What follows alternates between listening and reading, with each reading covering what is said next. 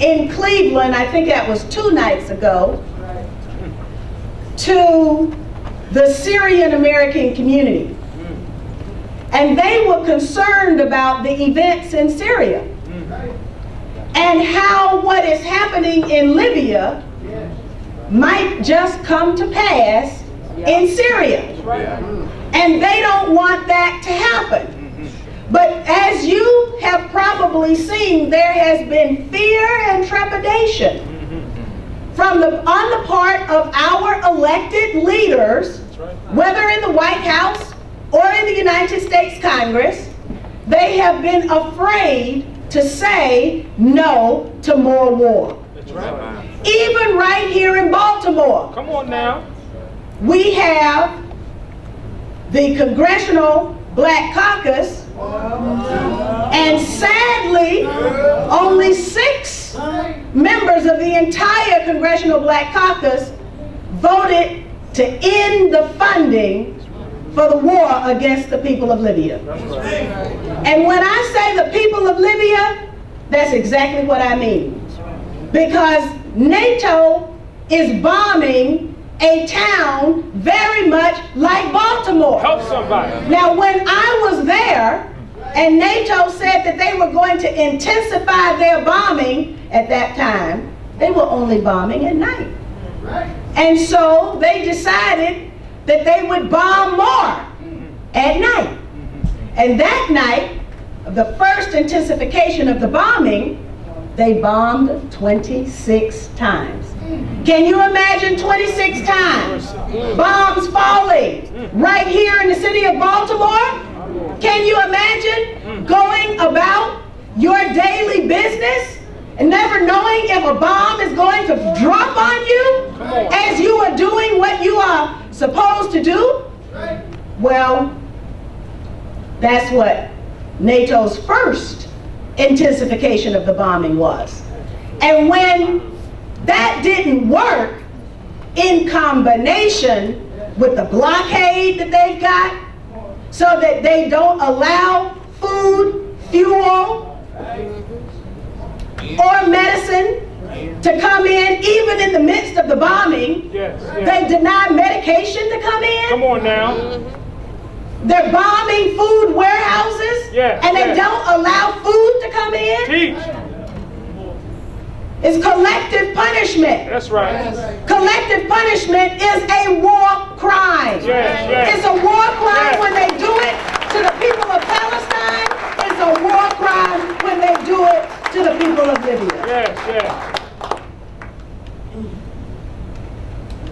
Well, NATO decided that despite everything that they had done to encourage the people of Libya to rise up against their government, to rise up against those people that they had chosen as their tribal leaders, as their governmental leaders, to rise up against their brother leader, Muammar Gaddafi, and it never happened. So NATO said, well, we've got to bomb again. And they decided that they would bomb. Now they're bombing all over the country, but I am in Tripoli, the capital city of approximately 1.5 million to 2 million people. And they decided that they would bomb morning, afternoon, evening, and night. That was the second intensification of the bombing. And that day, the first day of the second intensification, we counted 89 bombs falling in Tripoli alone. Now, it's impossible to understand what that does to the human psyche. Because every time, even now, when there's a loud roar of thunder, I feel that it might be a drone overhead. It might be a bunker buster bomb. It might be a cruise missile that's going to whiz by, because I saw all of it. I tasted the grit of a bunker buster bomb as it spews up all of the dust. That's right. Now this is the same dust that caused our Iraq war veterans to get sick. Mercy. That kind of dust. Mercy. And then when I was concerned, along with all of the scientific community in Libya, whether or not depleted uranium was being used, I contacted the foremost expert in this country on depleted uranium, Lorraine Moray, and I asked her, what are the signs? I didn't want to prejudice myself, and so I went to one of the other delegation members and I asked him, did you taste anything when you tasted the grit from the bomb? Not telling him what he was supposed to answer, he said it tasted like I had metal in my mouth.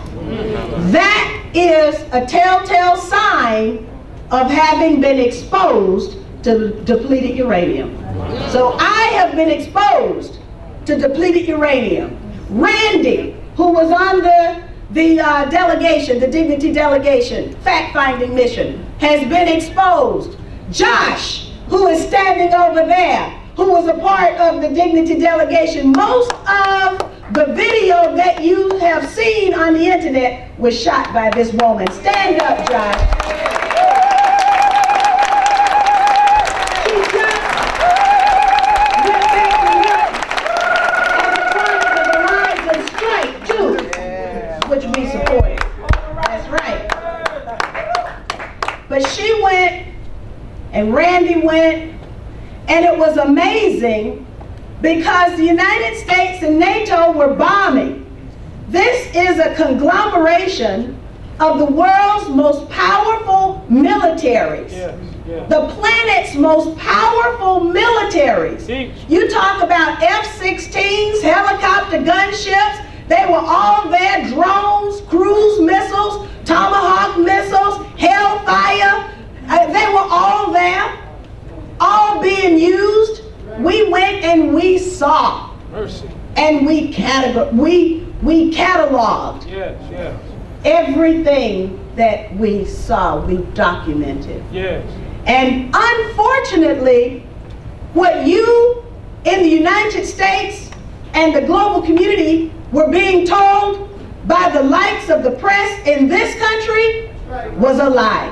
Come on now. And let me just say to you, it's not the first time, because those of us who study our history, we know that the government lied about what it did to Marcus Garvey while we're still in Black August. The government lied about its attack on Malcolm X. We know that. The government lied about the murder of Dr. Martin Luther King Jr. We know that. And we know, how do we know? Because they were silly enough to write it down, and some of us were smart enough to read it.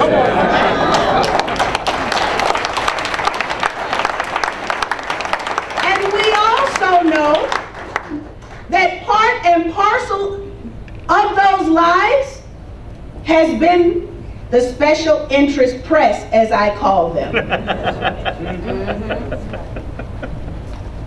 We know that because they have managed to demonize everyone that we look up to. That's right. They practice the art of demonization. So you have heard the demonization about me, and I used to take it to heart. My mother still takes it to heart, because it's very difficult to read something in print or to see something on the television or to hear something on the radio that you know is not your child. That's right. Amen. It is